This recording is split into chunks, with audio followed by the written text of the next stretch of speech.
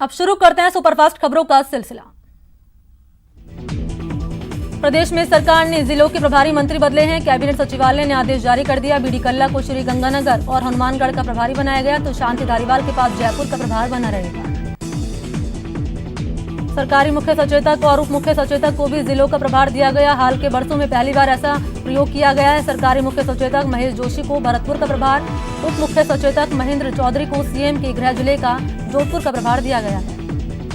शिक्षा मंत्री गोविंद सिंह डोटासरा को बीकानेर का प्रभारी बनाया गया है, जबकि रघु शर्मा को भीलवाड़ा की जिम्मेदारी दी गई। वहीं परिवहन मंत्री प्रताप सिंह खाचरियावास को उदयपुर का प्रभार दिया गया है।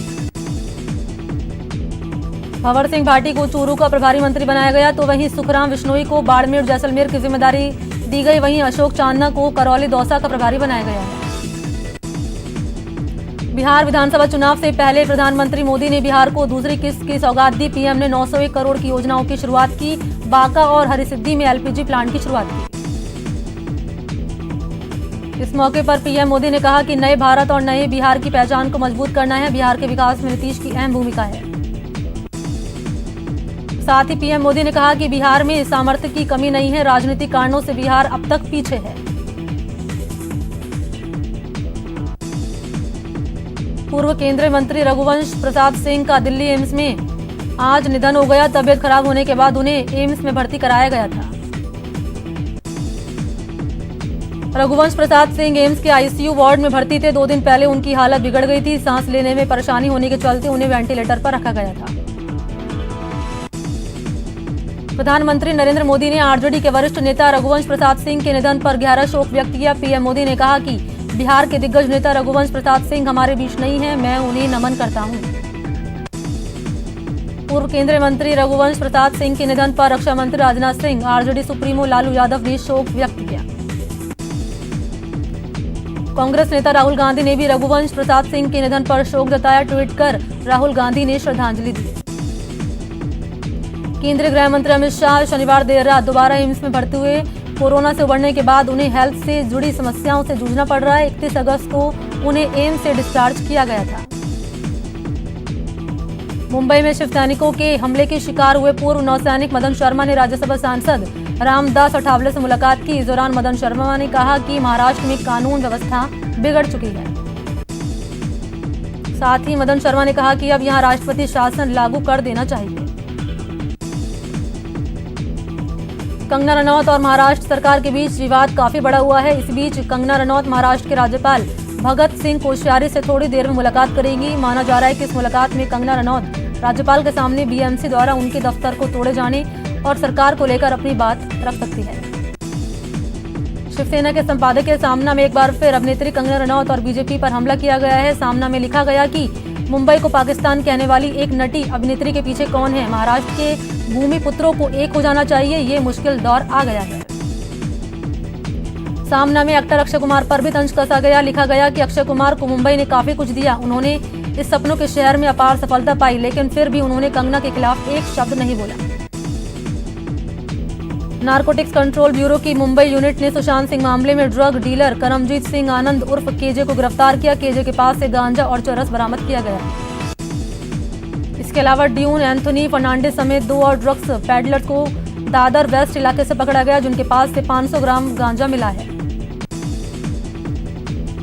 अनलॉक 4 में 80 स्पेशल ट्रेन खोलने का फैसला रेलवे ने लिया। लखनऊ रेलवे स्टेशन पर भी ट्रेन खुली। यात्रियों ने टिकट कटाकर रेल के सफर की शुरुआत की। हालांकि उतनी भीड़ स्टेशन पर नहीं दिखी। सोशल डिस्टेंसिंग, चेहरे पर मास्क और हाथों की सफाई के लिए सैनिटाइजर का इस्तेमाल करते हुए यात्री दिखे। कोरोना वायरस महामारी के मद्देनजर कड़ी सावधानी बरतते हुए नेशनल टेस्टिंग एजेंसी आज देश भर में नीट का आयोजन करा रहा है। इस बार नीट एग्जाम के लिए 15 लाख से ज्यादा अभ्यर्थी एग्जाम दे रहे हैं। कोरोना के चलते पहले ये परीक्षा 2 बार टाली जा चुकी है। सेंटर पर कोविड-19 गाइडलाइन का पालन हो रहा है। राजस्थान में नीट एग्जाम के लिए 269 सेंटर पर 1,08,000 स्टूडेंट रजिस्टर्ड है, जबकि कोटा में 44 सेंटर पर 18,000 स्टूडेंट के परीक्षा देने की संभावना है। परीक्षा शाम 5 बजे चलेगी। कोटा में 44 परीक्षा केंद्रों पर आयोजित हुई 18,500 स्टूडेंट्स परीक्षा में पंजीकृत हैं। एनटीए की गाइडलाइन की केंद्रों पर सख्ती से पालना हो रही है। अजमेर में भी नीट परीक्षा को लेकर परीक्षार्थियों को परीक्षा केंद्रों में प्रवेश दिया गया। यहाँ 14 परीक्षा केंद्र बनाए गए जिन पर 10,000 परीक्षार्थी परीक्षा दे रहे हैं। शाम 5 बजे तक यह परीक्षा आयोजित की जाएगी। बीकानेर के परीक्षा सेंटर पर भी परीक्षा के मद्देनजर पूरी व्यवस्था की गई। कोरोना के बढ़ते प्रभाव के चलते सेंटरों पर पूरी कोरोना की गाइडलाइन की पालना की जा रही है। स्पीकर ओम बिरला की अध्यक्षता में लोकसभा बिजनेस एडवाइजरी कमेटी की बैठक हुई। टीआर बालू और के सुरेश बैठक में शामिल हुए। नीट परीक्षा के लिए श्रीगंगानगर से भी परीक्षा स्पेशल चलाई गई है। जिनका परीक्षार्थी का सेंटर पंजाब के बठिंडा में है, उन्हें परीक्षा केंद्र तक पहुंचाया गया। नीट परीक्षार्थियों ने श्रीगंगानगर से परीक्षा स्पेशल ट्रेन के संचालन पर आभार जताया और कहा कि कोरोना काल में ट्रेन यात्रा करने के लिए एक सुरक्षित साधन है। डूंगरपुर कॉलेज और बीकानेर की पीटीईटी की प्रवेश परीक्षा 16 सितंबर को आयोजित की जाएगी, जिसको लेकर बाड़मेर में 40 परीक्षा केंद्र बनाए गए हैं। पीटीईटी 4 साल के लिए पाठ्यक्रम के लिए 34 परीक्षा केंद्रों पर सुबह 9 बजे से दोपहर 12 बजे तक होगी और 2 साल के पाठ्यक्रम के लिए 40 परीक्षा केंद्रों पर दोपहर 3 बजे से शाम 6 बजे तक परीक्षा होगी। जेईई मेंस 2020 के परिणामों में उदयपुर के बच्चों ने देश भर में अपनी छाप छोड़ी। सीबीएसई में टॉपर रहे उदयपुर के तेजस रामकृष्ण ने जेईई मेंस में अच्छी रैंक हासिल की।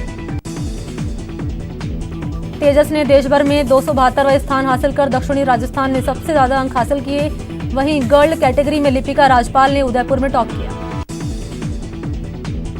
ऑक्सफोर्ड ने वैक्सीन ट्रायल पर खुशखबरी दी। ऑक्सफोर्ड यूनिवर्सिटी की वैक्सीन का ट्रायल फिर से शुरू हो गया। ब्रिटेन में एक वॉलंटियर के बीमार होने के बाद वैक्सीन का ट्रायल रोकना पड़ा था। ऑक्सफोर्ड यूनिवर्सिटी की तरफ से जारी किए गए एक बयान में कहा गया कि ऑक्सफोर्ड कोरोना वैक्सीन का ट्रायल ब्रिटेन के सभी परीक्षण केंद्रों पर फिर से शुरू किए जाएंगे। विश्व स्तर पर करीब 18,000 लोगों ने अध्ययन के टीके प्राप्त किए हैं। देश में कोरोना संक्रमण की रफ्तार बेकाबू है। भारत में कोरोना मरीज का आंकड़ा 47 लाख के पार पहुंच गया, जबकि कोविड-19 की चपेट में आकर 78,000 से ज्यादा मरीजों की मौत हो चुकी है। देश भर में पिछले 24 घंटे में 1,114 मरीज की जान चली गई, जबकि 24 घंटे में कोरोना के 94,372 नए मामले सामने आए।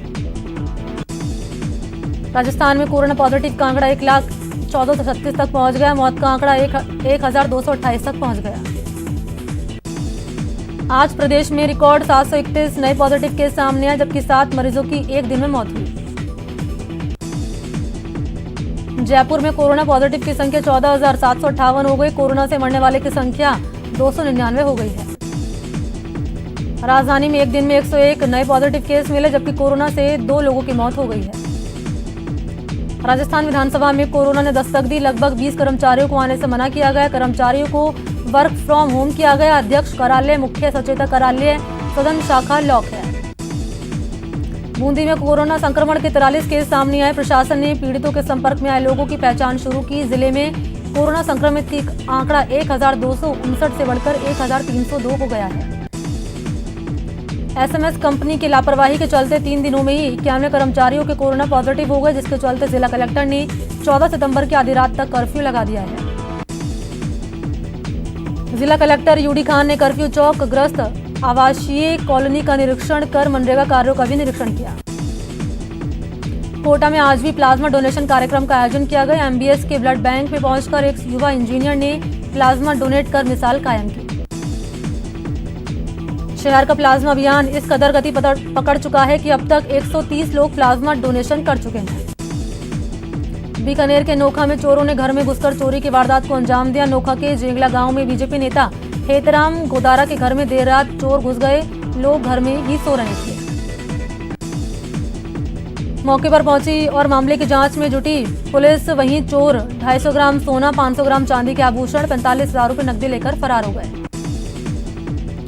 कोटा में कलयुगी बहू की करतूत को बेनकाब हुई है। बहू के अपनी सास के साथ मारपीट करने की शर्मनाक तस्वीरें सीसीटीवी में कैद हो गई है,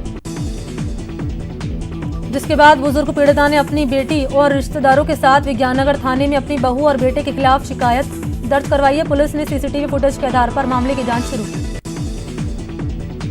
बाड़मेर में चोरों के हौसले बुलंद होते जा रहे हैं। चोरों ने हाई स्कूल रोड से एक मोटरसाइकिल चोरी की वारदात को अंजाम दिया है। चोरी की सीसीटीवी फुटेज वायरल होने के बाद शहर में कानून व्यवस्था पर सवाल भी खड़े हो रहे हैं। कोटा में इन दिनों चोरों के हौसले बुलंद हैं। ताजा मामला गायत्री विहार इलाके से जुड़ा हुआ है, जहां चोरों ने असिस्टेंट बैंक मैनेजर के घर में चोरी की घटना को अंजाम दिया। चोरों ने घर से लाखों की नकदी, जेवरात, बर्तन, कॉपी, पेंसिल, किताब और यहां तक कि दाल चावल तक चुरा ले गए। मैनेजर ने चोरी की घटना के बाद इसकी शिकायत बोरखेड़ा थाना पुलिस से की। श्री गंगानगर के सदर थाना क्षेत्र में एक युवक का शव मिलने से सनसनी फैल गई। सूचना पर पहुंची पुलिस ने मौका मुआयना किया। शव के सिर पर गहरी चोट के निशान हैं। बीकानेर के छतरगढ़ थानाधिकारी पर गंभीर आरोप लगाते हुए किसानों ने थाने का घेराव किया। किसानों का आरोप है कि थानाधिकारी की शराब माफिया और रसूखदार लोगों से मिली भगत के चलते निर्दोष लोगों को झूठे मामलों में फंसाया जा रहा है। इसी आक्रोश के चलते थाने का घेराव भी किया गया। अगर उच्च अधिकारी, थानाधिकारी और दोषी पुलिस कर्मियों पर कार्रवाई नहीं करते तो आंदोलन तेज किया जाएगा। जैसलमेर के देवी कोर्ट में भीषण सड़क हादसा हो गया। ट्रैक्टर ट्रॉली और कार में भिड़ंत हो गई। हादसे में 3 लोगों की मौके पर मौत हो गई जबकि 6 लोग घायल हो गए। कोटा में बेकाबू ट्रक चालक ने एक स्कूटी को जोरदार टक्कर मार दी। हादसे में महिला की मौत हो गई। हादसा रिक्सो ऑफिस के पास हुआ। पुलिस ने शव का पोस्टमार्टम कराकर परिजनों को सुपुर्द कर दिया और मामले की जांच शुरू की। बीकानेर में बदमाशों ने रोशनी घर चौराहे के पास खड़ी एक कार को पेट्रोल डालकर जलाने की कोशिश की। पूरी घटना कार के आसपास लगी सीसीटीवी में कैद हो गई। वीडियो में आप देख सकते हैं घर का पिछला हिस्सा अचानक आग की लपटों में घिर जाता है। कार का पिछला हिस्सा पूरी तरह जल गया। वहीं सीसीटीवी में कैद फुटेज के आधार पर पुलिस मामले की जांच कर रही है। पोखरण की ऐतिहासिक हवेलियां और जर्जर मकान इन दिनों आमजन के लिए परेशानी का कारण बने हुए हैं। मानसून की बारिश के साथ ही लोगों में जर्जर मकान को लेकर भय बना हुआ है। वहीं यहां बड़ा हादसा होते होते टल गया। दूसरी ओर नगरपालिका प्रशासन कोई कार्रवाई नहीं कर रहा। कोटा शहर में एक महिला ने किशोर सागर तालाब में कूदकर जान देने की कोशिश की, लेकिन समय रहते एक युवक ने तालाब में छलांग लगाकर महिला को जिंदा बाहर निकाल लिया। अलवर के Shri Dwarkadhish polymers private company में अचानक आग लगने से लाखों का सामान जलकर राख हो गया।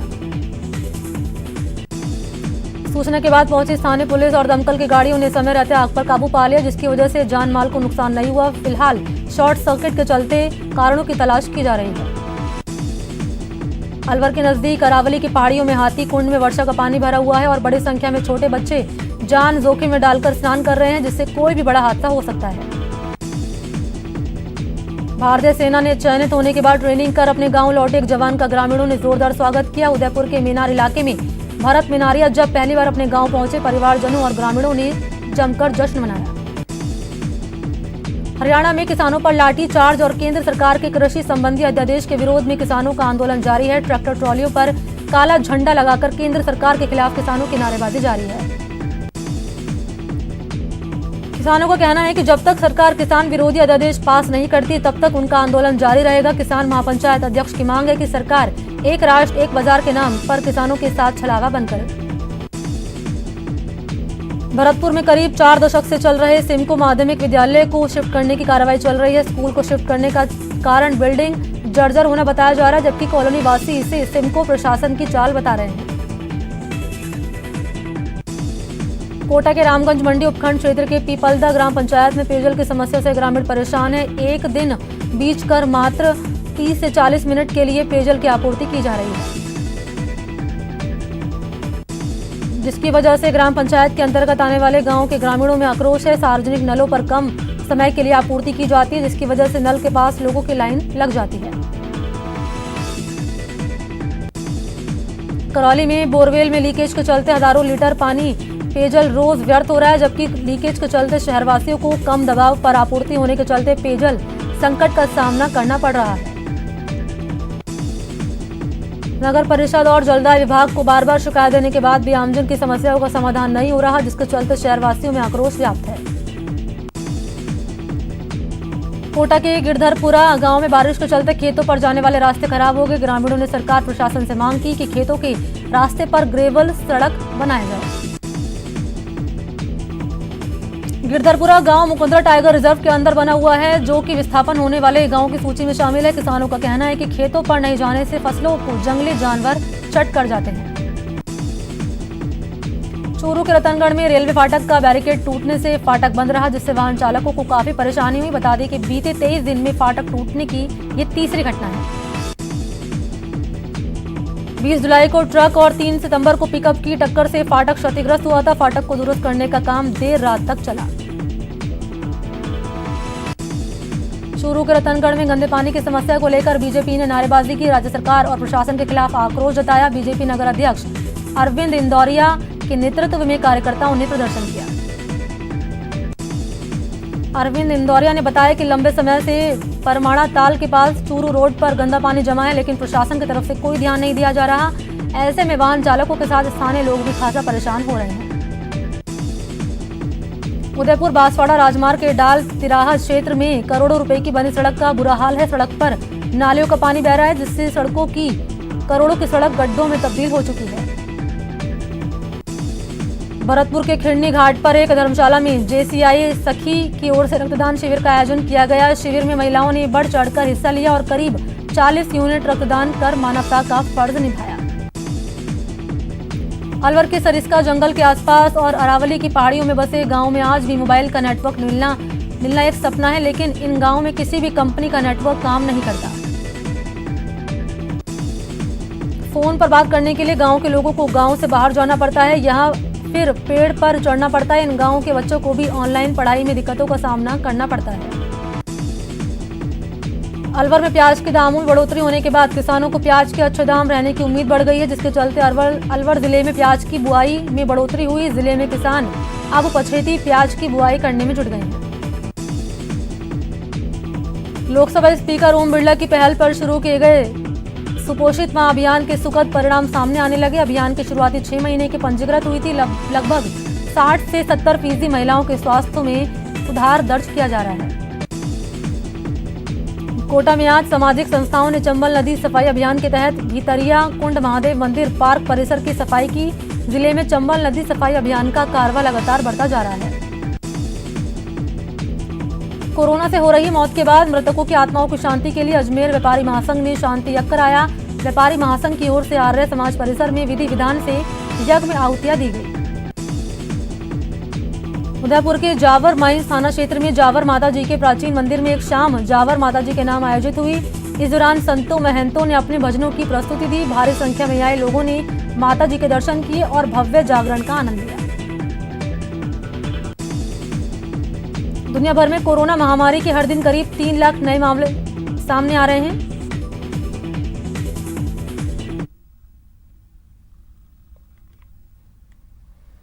भीलवाड़ा में बच्ची के साथ इलाज के नाम पर दरिंदगी करने वाला बाबा जल्द पुलिस के शिकंजे में होगा। पुलिस ने तांत्रिक के खिलाफ केस दर्ज कर कार्रवाई शुरू कर दी। न्यूज 18 राजस्थान ने यह खबर प्रमुखता से दिखाई थी, जिसके बाद प्रशासन ने कार्रवाई की। पुलिस ने बाबा के मकान मालिक जगदीश तंवर और रिश्तेदार मुश्ताक को हिरासत में ले लिया है। ये रिपोर्ट देखिए।